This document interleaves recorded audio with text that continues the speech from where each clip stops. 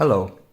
What you're seeing here is my personal Delta5 drone race timer as I build it from the open source projects that are available on the internet. This Delta5 race timer is based on this open source PCB. I got this PCB from this manufacturer. There is, however, one issue with this PCB, and I will show you what it is, and I will also show you how you can fix it. So if I power up my race timer, you will see that the nodes, the Arduino nodes, are powering up, and these ones are powered up and these ones are not powered up. The reasons why these ones are not powered up, because the original design of the PCB allows you to install jumper pins here, which you can individually power up your Arduino Nano lanes, and thus, if you want to, you can save some power. In my PCB this works, because if I connect a jumper here, you will see that an extra node powers up, and if I connect another jumper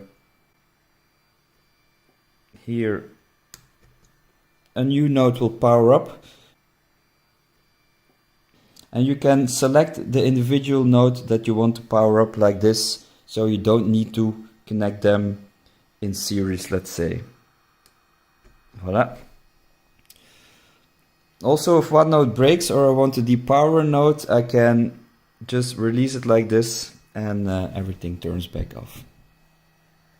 In the original PCB design, this does not work as intended, because this is the intention that the PCB developer, according to my knowledge, has made, that you can individually power up these nodes in order to save some power maybe in your battery. But it doesn't work, and I will show you now how you can change this PCB board very simple so it works the way it works here, and you can individually power up your Arduino Nanos if you want to.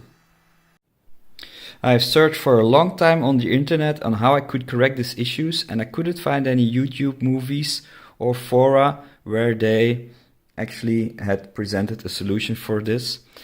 I first tried to recreate the PCB board and have the error corrected in the design, but that was not an easy thing to do, as it's very difficult to correct the Gerber files that are created for creating these boards. You actually need the original design files, which is not the same. So I found a very pragmatic and easy solution how everybody can do this themselves with a sharp knife. So let's first investigate what the issue really is. So normally the Arduino Nano sits in here and is powered via this top pin.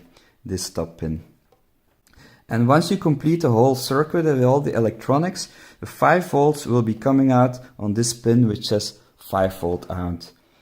In red I've indicated where the 5 volt will go, and to make a long story short, the 5 volts will go to the first pin of each jumper header. So that's correct, and the second pin is not connecting at this point, so we need the jumper to connect these two pins. It's also correct that the second jumper pin is connecting the first Arduino pin in order to give 5 volts to the first pin, and 5 volts being on the first pin. So also here, that's correct. This is connected and this is connected. So far so good. Now comes the issue. The first jumper pin works correctly. It's not short-circuited and it gives 5 volts coming from the original one.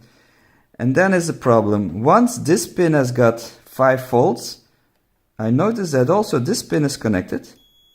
This is actually connected. This is connected. And this is connected. So these jumper pins are useless. Once you have 5 volt here, you will have 5 volt on every Arduino power pin. So in red I've indicated the 5 volt lines, and the only thing that you need to do is to look up this line and make a small incision here to open up the copper wire that is inside this PCB.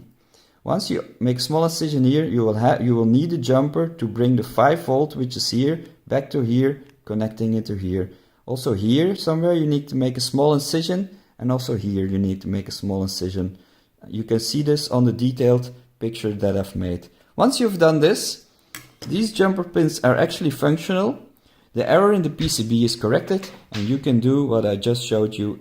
Alright, hope you found this informative. Thank you very much. Bye bye.